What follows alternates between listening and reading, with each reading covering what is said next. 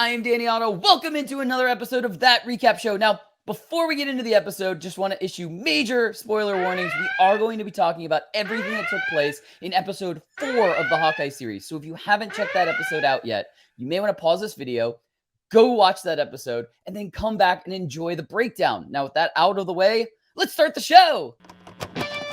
Poppin' Off presents That Recap Show.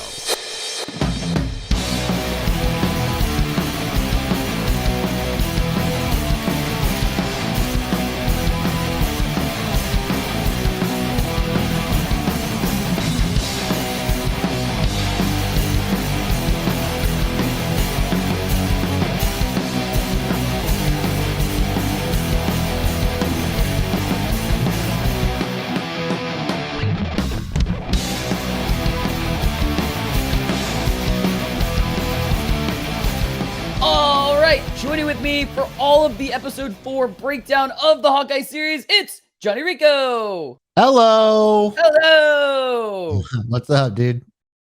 It's getting to look a little bit more like Christmas every single episode. Yes. It's getting to look a lot like Christmas.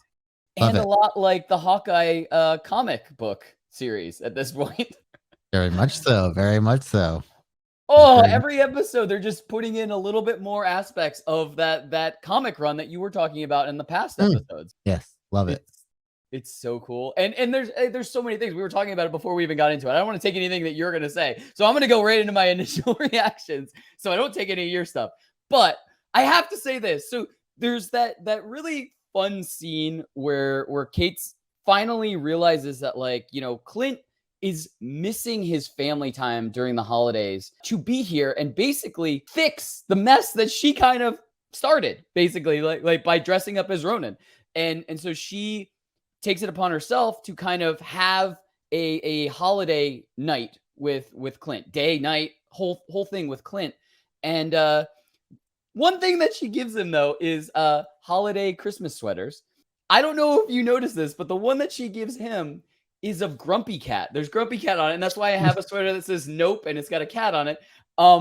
Because I remember it clear as day. It was on one of the late night shows, and it was Jeremy Renner being compared to Grumpy Cat. She said there that you look like the Grumpy Cat. We've actually got a photo of the actual Grumpy Cat. When we pull it up on the screen here, look. Can kind of see the resemblance. It is Definitely unfriendly. This is such a small Easter egg, and I don't know what percentage of people remember that, but it just popped in my head immediately, and I was like, perfect. This is perfect. And just all of the other stuff, like even before she showed up, he is wrapped in not just regular ice, he's wrapped in daiquiri mix. Like yeah, whatever was in the freezer, he pretty much. It turns out it's Kate's aunt's apartment, right? Yeah. Apparently she loves daiquiris. Apparently, she has a million of them. Not only the ones that he used to wrap, but there were plenty more in the freezer because during that whole sequence, she just keeps making more and more of them. And I got to imagine those are single serving ones. So, maybe, but who knows? Also, the other thing I have to say is that coin trick thing is awesome. I know TV and they can make anything they want, but if there's anywhere near that in real life, I need to practice that because I want to try to be able to do something like that. But anyway, so what were some of your instant reactions for this episode? I thought this was a really good episode. That was really a lot of character development was really a big thing in this episode, especially with Clint in particular. I think one of the greatest things that Marvel does is not just make these guys just straight up action heroes. They also are well-developed characters that have a lot of depth to them. And it's about time that like Hawkeye got his shine in this show for sure. It's not really just about passing the torch. It's all about getting to know Clint as a person.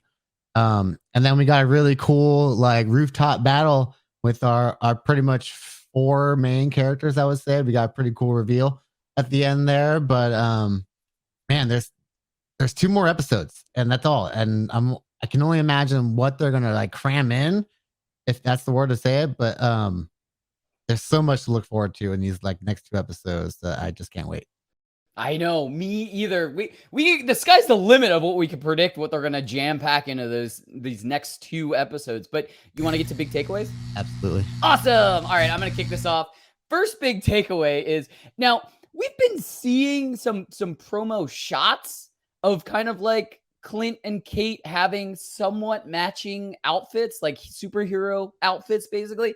But we never knew when they were going to come into play or how they were going to come into play, or if they were just going to be like gifted to them somehow, maybe from like, you know, an Avengers source or Right. anything, Shield source, something going on. But we kind of finally got, you know, kind of our answer, basically. The LARPing Guild is going to make their superhero costumes, basically. Hopefully they're showing up in the next episode. But even if they don't, then they're definitely showing up before the end of the series. So definitely within the next episode or two. But I just thought it was a very cool, like, little tiny detail in there that we are definitely going to see these matching outfits come into play at some point. And, you know, we have a real source that's making them for them. And I just thought that was a really cool, like, little way of doing that. And yeah, I thought it was really cool. Anyway, so what was your first big takeaway? Yeah, to kind of touch on the LARPing thing is like we already seen them. They can make a comic accurate Hawkeye suit, right? But also the fact that they're being made by first responders kind of means that they also have a bit of a tactical aspect to them. And it's also a really cool way to kind of give a shout out to like cosplayers and really the costume design that these the LARPers and cosplayers like do in general. Because a lot of times they say like the cosplayers look better than what's on TV sometimes. Yeah. So it's kind of cool that I think that's like their little nod to them showing like, yeah, these guys are good enough to make like actual superhero suits. Yeah, absolutely. But my takeaway from this episode kind of goes back to what I was saying earlier about the overall character development of Clint and the bonding experience between him and Kay that happens in his aunt's apartment. We kind of learned that Clint's always kind of wrestling with a lot of the dark stuff in his past. He doesn't really think he deserves to be called a hero in really any aspect of the word. And he has to remind Kate that this job is also about managing loss at the same time. Something that she's dealt with, but it's she hasn't really dealt with like with her being the cause of it in any sense of the word. So I thought that was a really cool moment of growth between them.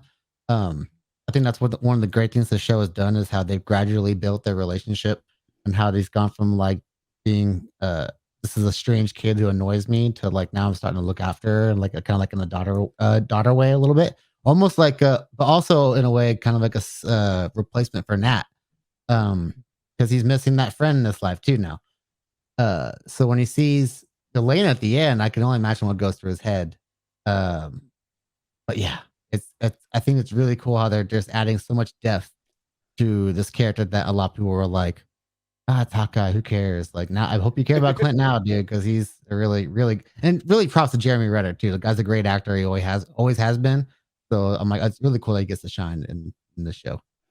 Yeah, they're making it real. They're giving me a reason to care about Hawkeye now. He's becoming a real fleshed out character. So yeah, they're giving me a reason to care about him now moving forward. And you kind of already touched on it, but our third final big takeaway is boom, big reveal. We have our Yelena sighting. So, I mean, we had the promo images of this episode last week. They came out, and we were all kind of guessing, basically, that this is probably going to be our Yelena sighting. Yeah, it was based off of her Thunderbolts outfit, which is what the MCU adaptation of that suit is basically.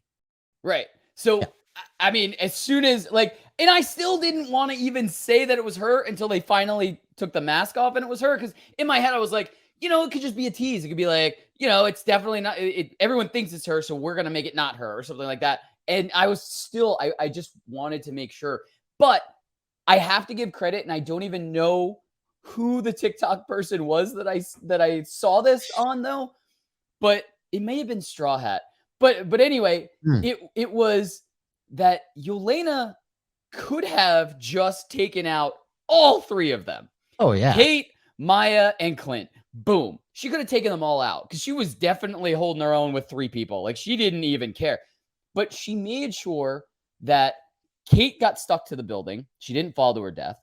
She made sure that Maya was just getting disabled by some of her tactical stuff. And she made sure that Clint basically just got zapped, not killed.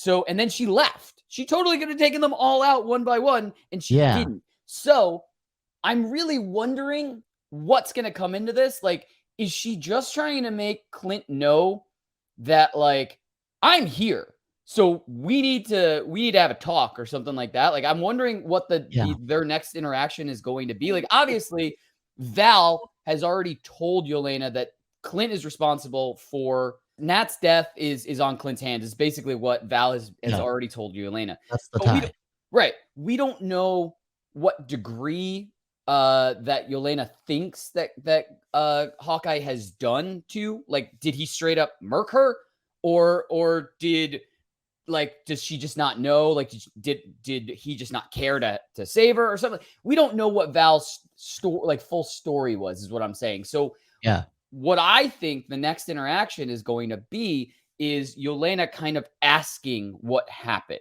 And I think that's the reason, her motivation for not just taking those guys out, not just taking Clint out, not just taking Kate out, not just taking Maya out, because she's going to want answers. And if she just straight up killed all three of them, she would never get her answers. And so I think she's going to judge how she treats Clint moving forward by getting those answers. And I think I think Yelena is basically, that was just like her first move in like a chess game type of thing. Yeah. And that's what I really can't wait to see what their next interaction is, because obviously Yelena is kind of our new Black Widow. Like, if we're talking new Avengers, this could be our new Black Widow moving forward, just like Kate Bishop could be the successor for Hawkeye. And I would really like to see kind of that team where Kate is kind of the new stand-in for Hawkeye, and Yelena is the new stand-in for Black Widow, and we're kind of building that new team, almost like Phase 1. We were building the original team. So I would really like to kind of see that. There's a lot of other theories out there where they're building like a Dark Avengers team, and that's going to be the next build up, because there's a lot of other things that are crazy that could be happening with the Spider-Man movie, stuff like that. We can't even dive into that. It'll be a 20, 30, 40-minute video if we did that. But I just thought it was awesome we finally got Yelena, and the implications for the next 2 episodes. Do you want to go to predictions? Yeah, let's do it. Why don't you kick us off with predictions? Okay, so during the hangout session between Clint and Kate, we got a cool little interaction between them where they're talking about trick arrows, basically, and Kate brings up the boomerang arrow, basically, and Clint's like, "What's the purpose of having a boomerang arrow?" And Kate's like, "It would come back." And I actually really love that, because I've been rereading the Matt Fraction comics, which this show is inspired by, and there's that same conversation happens directly in the books, except it's Kate questioning Clint about the boomerang arrow, because, like, you got all these trick arrows, like, what do you have a boomerang arrow? He's like, "So it'll come back to me," and then they end up using it later on in the issue of the comic. So I believe that we are going to get that payoff of the boomerang arrow being shot, but past the enemy, coming back and hitting them right in the back of the head, saving the day, or at least saving the situation. But other than that, Fisk. He's coming. I'm telling you, he's coming.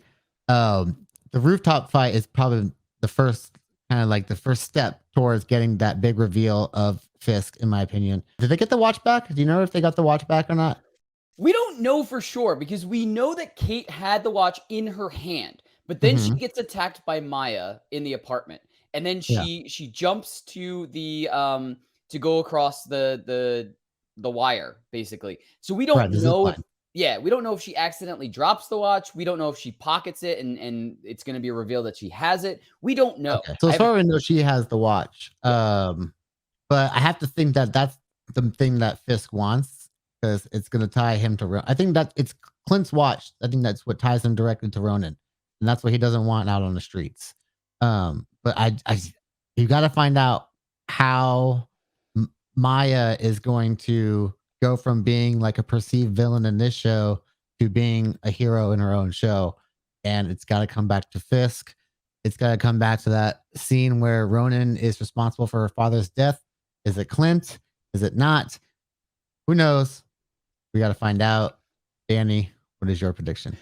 That leads perfectly. That's a perfect segue. Thank you so much. Because I didn't want to not talk about Maya this episode, because you know, the reveal of Yelena kind of overshadowed the fact that, holy shit, the watch was in Maya's apartment and Maya was there and she attacked Kate and all of this stuff. But Mm-hmm. you're right. We only have 2 episodes left to kind of at least bookend the narrative of Maya basically going from on the tracksuit mafia side and Fisk side to being on the opposite side, whether she's really a good guy or whether she's just, you know, an anti-hero, basically. Right. And so we've been kind of, we brought this up on this show in past episodes. What is going to be that event that's going to help her change? We were thinking like, could be a crazy cameo from Daredevil who's going to explain everything and why Fisk is bad. Could be something this, could be that, could be this. I think it does lead right back to what you're saying. And here is what I'm going to go on record as saying, and totally could be proven wrong, but I just want to say it now before the last 2 episodes and before anything else happened. I'd be more than happy to be wrong. Surprise me, Marvel. But what I think is, I think, yes, that was Ronin, but I don't think it was Clint as Ronin. I think it was a setup, completely a setup. It was Kingpin who hired another assassin to dress as Ronin and to just get rid of that small contained group of his henchmen, because that's all it is at that point. They're the henchmen for hire that Kingpin has. He probably has a bunch of different groups of henchmen, so they're probably, to Fisk, they're disposable. And I think that he did it on purpose to have Maya completely under his control. So maybe there was like an argument between Maya's dad and Fisk to use Maya more as a weapon or more as like turn her more into like a crime leader, and her dad didn't want that or something like that. You know what I mean? Like maybe there was a disagreement, and we're going to find that out, because in the comics, Fisk is responsible for Maya's family's death. So it kind of would be a perfect tie-in if we find out that Fisk set up the entire scenario to blame it all on Ronin, so that forever Maya is searching for Ronin, who at that point maybe didn't even exist anymore. This could have happened post the Avengers saving everyone. Yeah, I don't know if we ever got a year stamp on when that happens. I think we don't know if it happens directly before the show or or anything. Yeah, that's exactly. We just know that some time has passed, because some time has passed between, and then all of a sudden Ronin has come back when Kate put on the Ronin costume in the first episode. That's it. That's all we know so far. So I really think it's all a setup. It was all a setup for Fisk to get Maya's dad out of the way so that he could then use Maya in any influence that he wanted to moving forward. And then she was always going to blame a person who basically never exists anymore. So I just think that's it. And I think that is going to be the change for Maya. Someone's going to tell her, and she's going to find it out. She's going to figure it out at some point, and that's going to be where she then changes sides. And I think that will lead perfectly into her show, which is going to have, you know, her, and we're getting rumors that Daredevil will show up there, and obviously Daredevil's against Fisk, so like they're going to work together against Fisk. I think it's leading up to all that kind of stuff, and I cannot wait to see it. Same. But anyway, that's what we think. Let us know in the comments below. What was your favorite part of episode 4? And do you think Jeremy Renner looks like Grumpy Cat? And as always, don't forget, like, subscribe, and turn on notifications to hear about all of our latest video releases. Bye, everybody!